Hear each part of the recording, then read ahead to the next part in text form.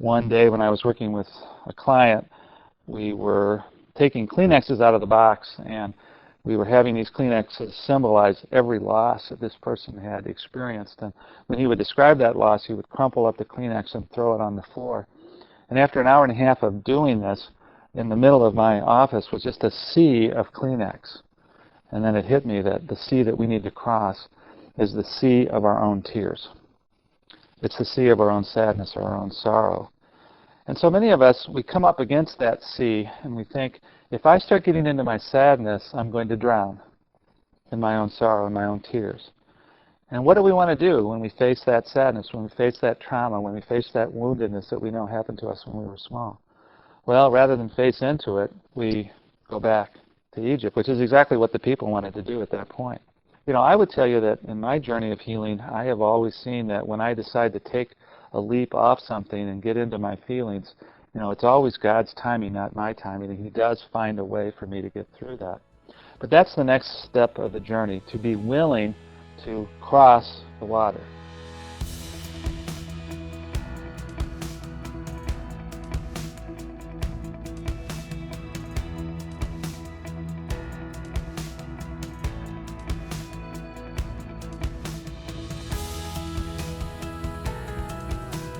Welcome to the Faithful and True podcast.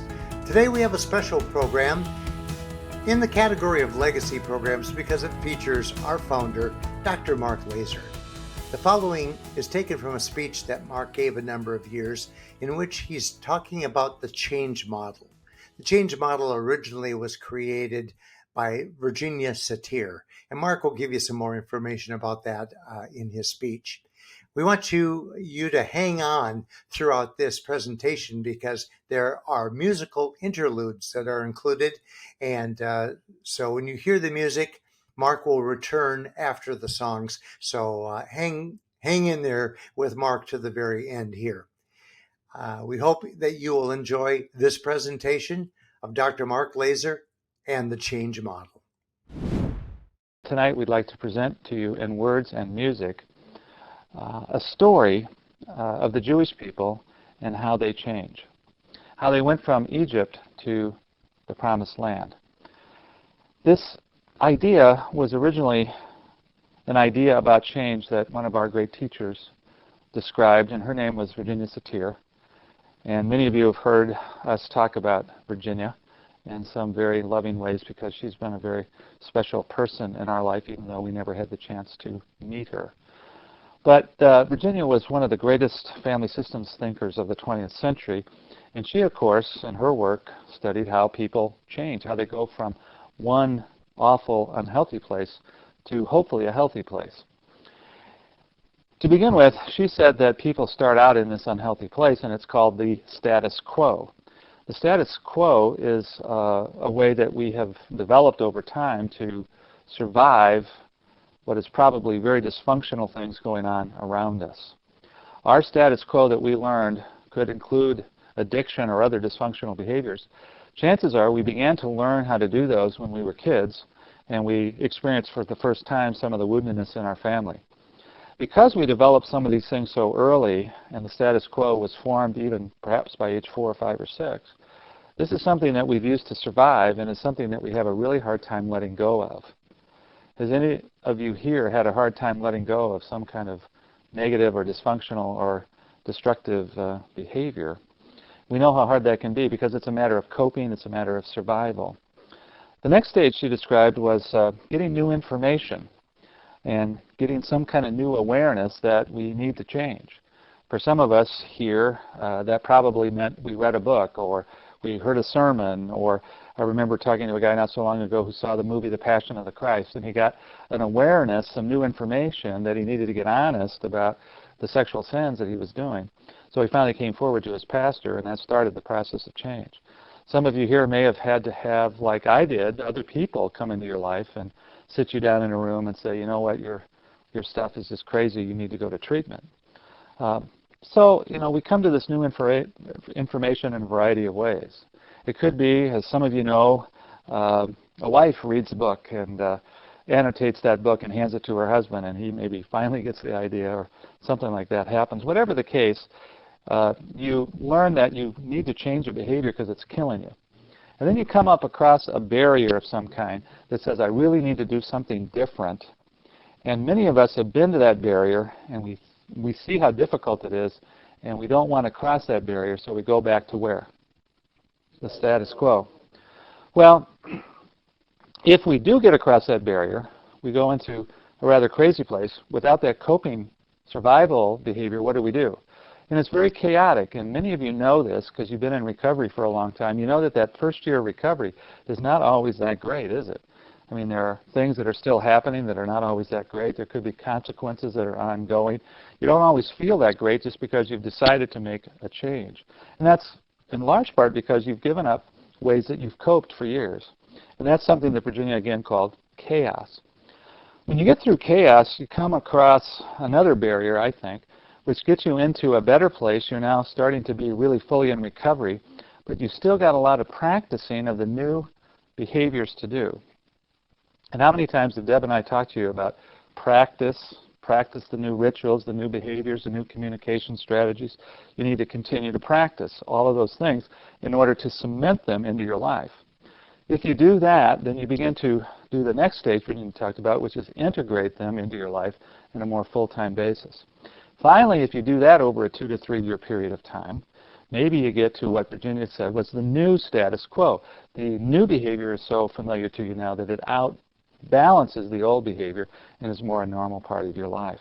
So that's what Virginia described as the process of change. And she said when we go through change, it gives us a lot of anxiety. And how many of you have had lots of anxiety about something that you need to change? She said maybe the first time you go through a major change, it's 95% anxiety and 5% serenity. If you can manage that change, though, the next time you face some huge change you need to make, it'll be maybe 90% anxiety and 10% serenity. And I think Debbie and I, some of the changes we're making maybe are at 50-50 at this point, 50% anxiety, 50% serenity, and that's just the way it goes. But I do know that every time you make a change and have the courage to do that, it gets easier the next time you need to make a change. Now, when I first heard this theory from Virginia, we were having it lectured to us by our great teacher, who some of you know, Maureen, down in Omaha. And I started thinking about, this is exactly like the story of the Jewish people coming out of Egypt and going to the Promised Land. And so I just want to kind of talk that through with you tonight, and then David is going to sing some songs that kind of reflect the various processes of change. The first point along the way is we remember that the Jewish people got themselves down to Egypt. And why did they go down there in the first place? Well, because there was a famine in the land. It was something that was throughout the Middle East.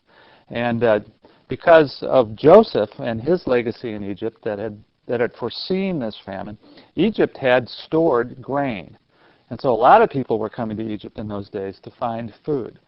Well, we know the story about Joseph's brothers coming down there and how they had to humble themselves in front of their own brother who they'd sold into slavery. And I love this line from that part of the story where Joseph says to his brothers, what you intended for evil, God intended for good. Well, in this story, the Jews migrate down to Egypt, and they do survive. And remember again, status quo is about surviving. And now, Egypt becomes the status quo. The problem with that, though, is that there does come a Pharaoh who doesn't remember Joseph, and he sees that the Jews are multiplying, and he decides that they need to be made into slaves so they don't get too out of control. And you know what? Isn't that what happens with our addiction? When we're 3 or 4 or 5, some of the things we do are matters of survival and coping. But as we grow older and they become an ingrained and dysfunctional part of our life, they become things that enslave us. And that's what happened to the Jewish people. Well, we know at this point that something needs to happen, and we'll talk about the next stage here in a minute, but at this point there's a really great song that David wrote that talks about this stage.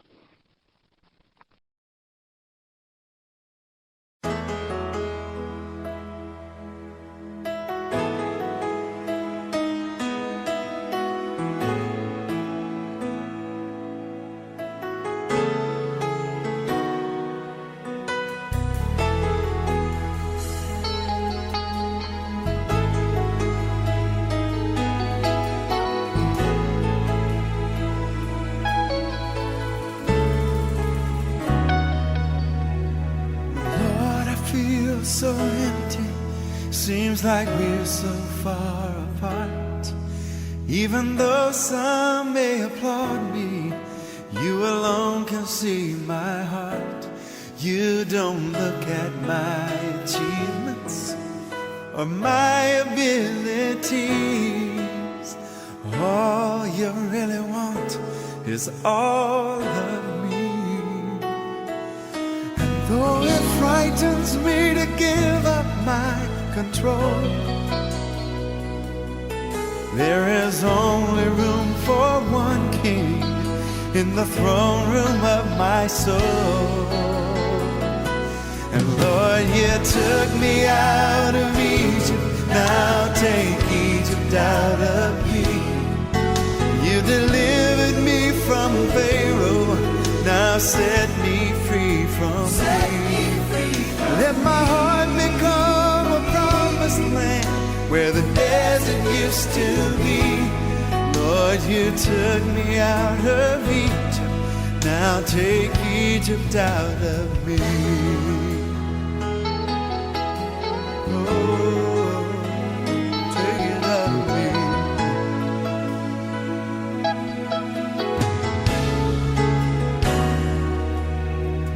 Blessed are the pure in heart, for they shall see the Lord. But the eyes that only look to earth will lose the rich reward of the fellowship eternal, the blissful unity of the ones who live in Jesus and no longer serve King me. Lord, you took me out of Egypt, now take Egypt out of me. You delivered me from Pharaoh, now set me free from me. Let my heart become a promised land where the desert used to be. Lord, you took me out of Egypt, now take Egypt. Lord, I love the gifts you've given me, but I love the giver more. And to worship you more perfectly, that's what those gifts are for. You took me out of Egypt, now take Egypt out of me. You delivered me from old Pharaoh, now set me free from me. Let my life become a promised land where the desert used to be. My Lord, you took me out of Egypt. Thank you for taking me out of Egypt. Lord, you took me out of Egypt, now you're taking Egypt out of me. Ooh, though it hurts sometimes, take it out of me.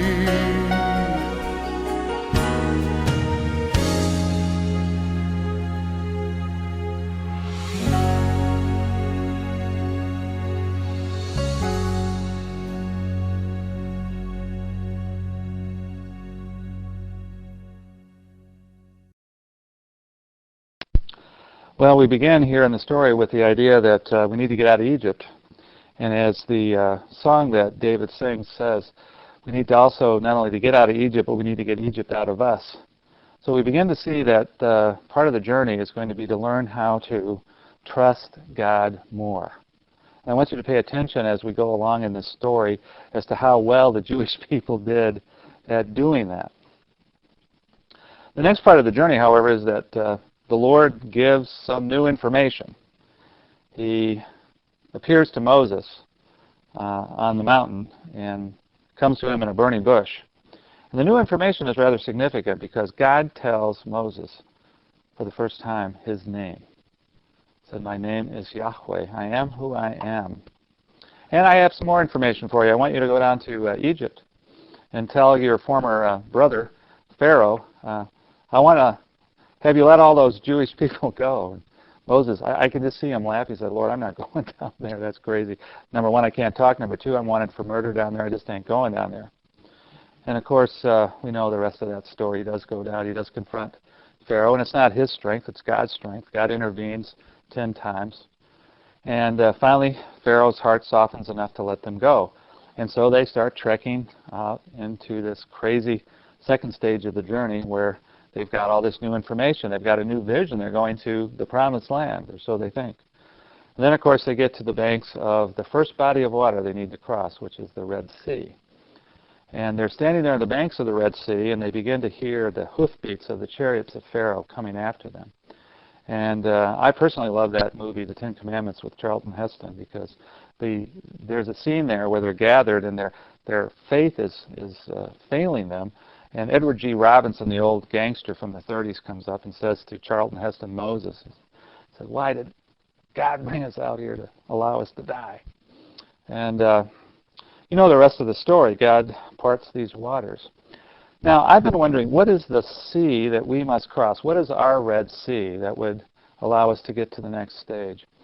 And maybe some of you have heard me tell this story before, but one day when I was working with a client, we were taking Kleenexes out of the box, and we were having these Kleenexes symbolize every loss that this person had experienced. And when he would describe that loss, he would crumple up the Kleenex and throw it on the floor.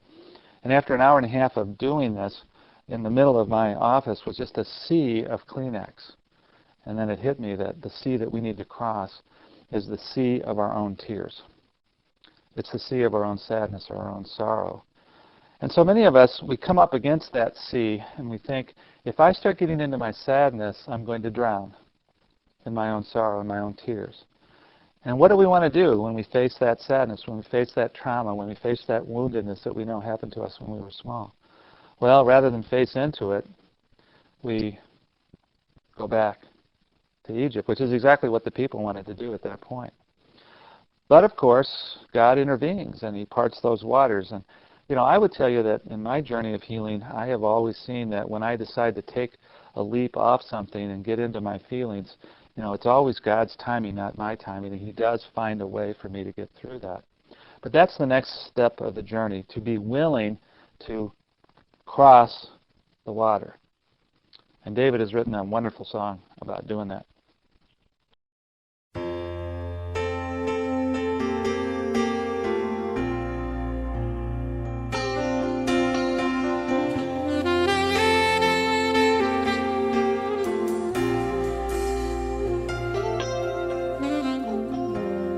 Lord, I want to be led by your Spirit.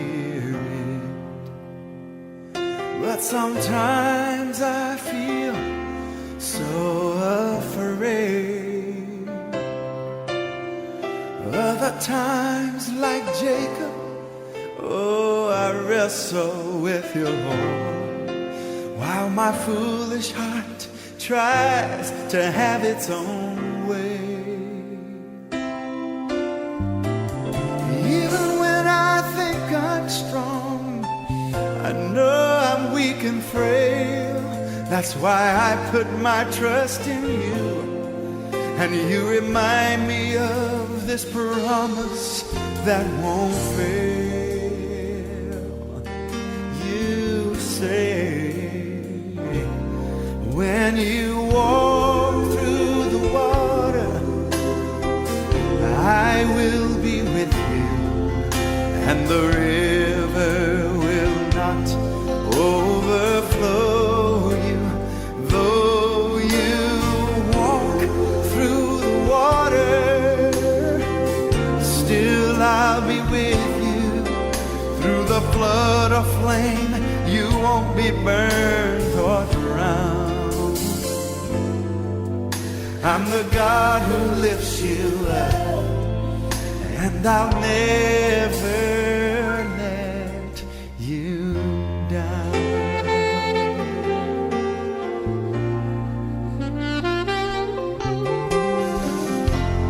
Thou, O Lord, art a shield for me. You're my glory and the lifter of my head. facing fear and doubt, from within or from without, may I always be reminded of these words that you said.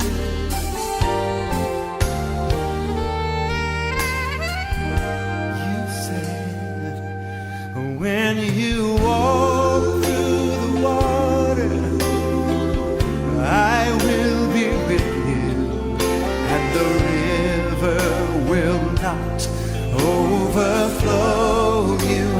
Though you walk through the water, I will be with you. Through the flood or flame, you won't be burned or drowned. No, no. I'm the God who lifts you up. I'll be your strength when you're weary. I'm the God who lifts you up. When the night gets long and you can't go on, trust me, God who lifts you up. I'll renew your strength. Hey, yeah. I'm the God who lifts you up. Yeah. Give you grace and glory, child. I'm the God who lifts you up. and I'll never let you down. Never let you down, no.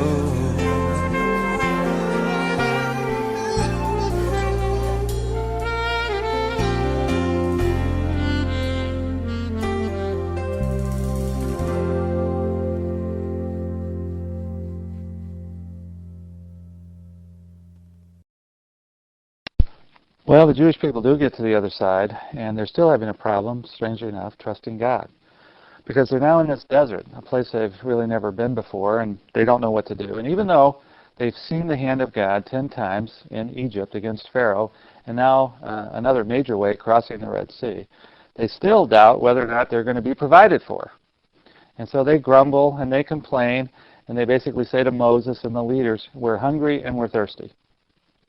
And this is one of the great parts that I love as a 12-step person myself.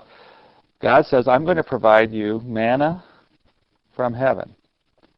And that'll be enough for you to eat. And what I want you to do is gather it one day at a time. If you gather a second day, that will rot.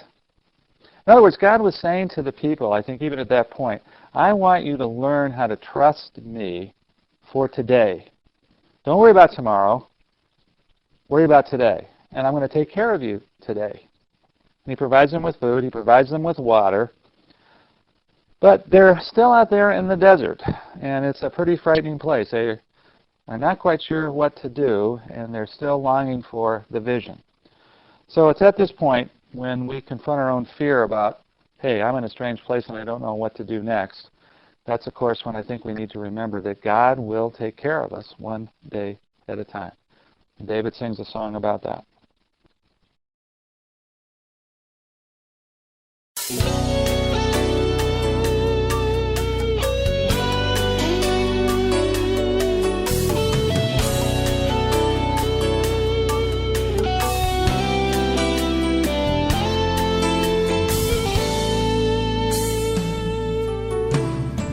Like the Lord is leading me to the desert of my days, teaching me to trust Him, though I don't understand His ways. I'd like to stay at this oasis, but there's a journey to be made. Then I hear His voice and it calms my heart, and as I step out of the shade, He tells me, do not fear the desert, let the water flow through you. Though you're walking through the wilderness, there's a river running through. And on your face before me, my face comes into view. Do not fear the desert, let the water flow through you.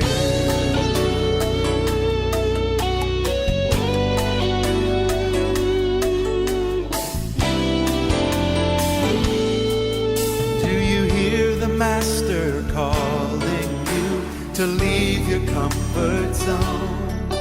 Obey him though you're tempted to try to make it on your own. 'Cause his strength will flow through weakness, his grace pours through the pain. Though its dust won't rise to the natural eye, in your heart it's pouring rain. He's telling you, do not fear the desert, let the water flow through you. Though you're walking through the wilderness, there's a river running, and on your face before me, my face comes into view. Do not fear the desert, let the water flow through you. So many wanderers need water that only Jesus can supply. So let him pour himself through you, and you'll never run dry. He's telling you, do not fear the desert, let the water flow through you. Though you're walking through the wilderness, there's a river running, and on your face before me, my face comes into view. Do not fear the desert, do not fear the desert, do not fear the desert, let the water flow through you. Let the water flow. Do not fear the desert.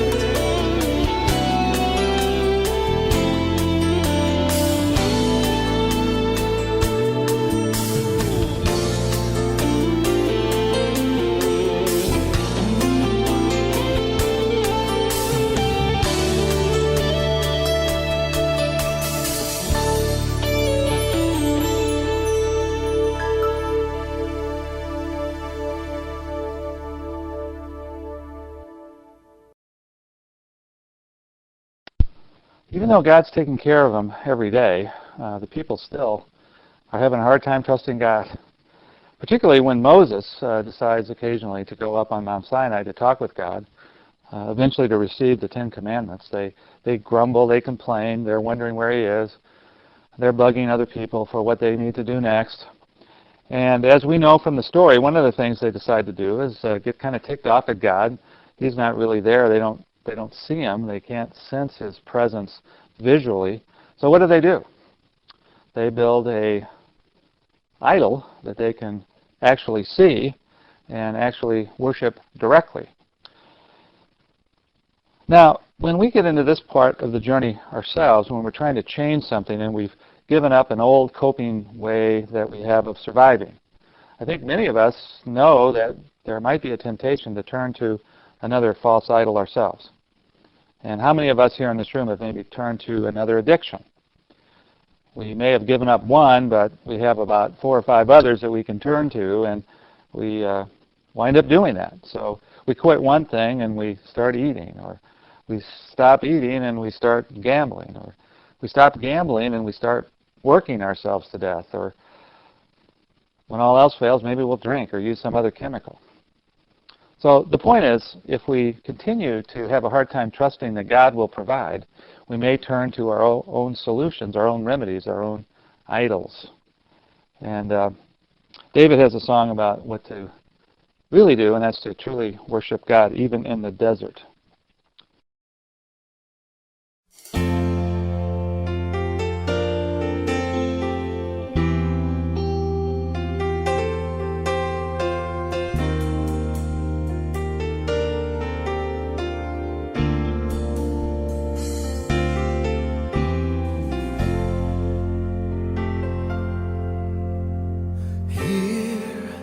Where my heart is aching here, where my feet of clay. Here in these lonely hours, here where your grace and power seem so far away, beyond my strength I say, I will worship in the wilderness until I hear your voice. I will worship in the wilderness as broken bones rejoice, until this barren desert blooms. My heart has made the choice to worship in the wilderness. I will worship in the wilderness.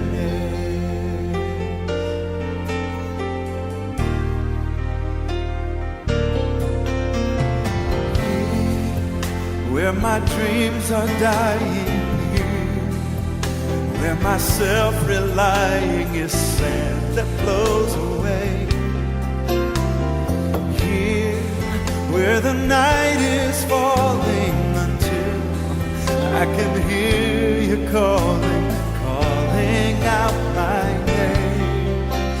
Beyond my strength I say, I will worship in the wilderness until I hear your voice. I will worship in the wilderness as broken bones rejoice, until this barren desert blooms. My heart has made the choice to worship in the wilderness. I will worship in the wilderness.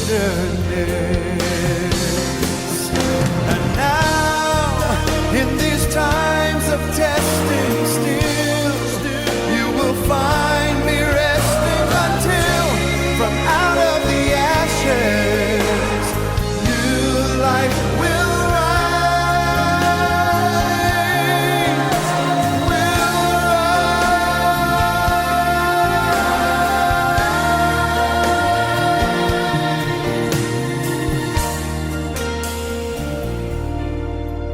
I will worship in the wilderness until I hear your voice.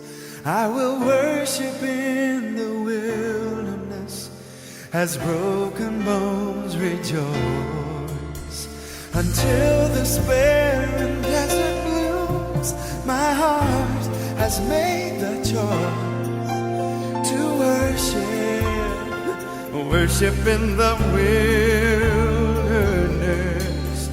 I will worship in the wilderness.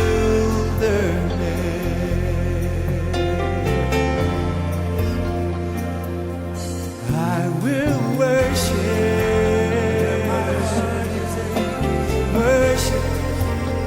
worship in the wilderness.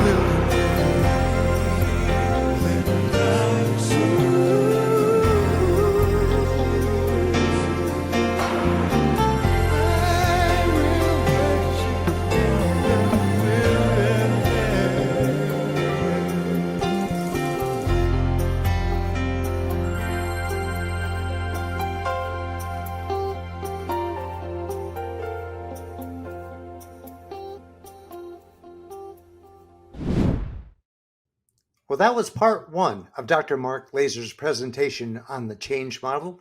This will be a two-part presentation, so we hope that you will return to hear Mark conclude his discussion about the change model.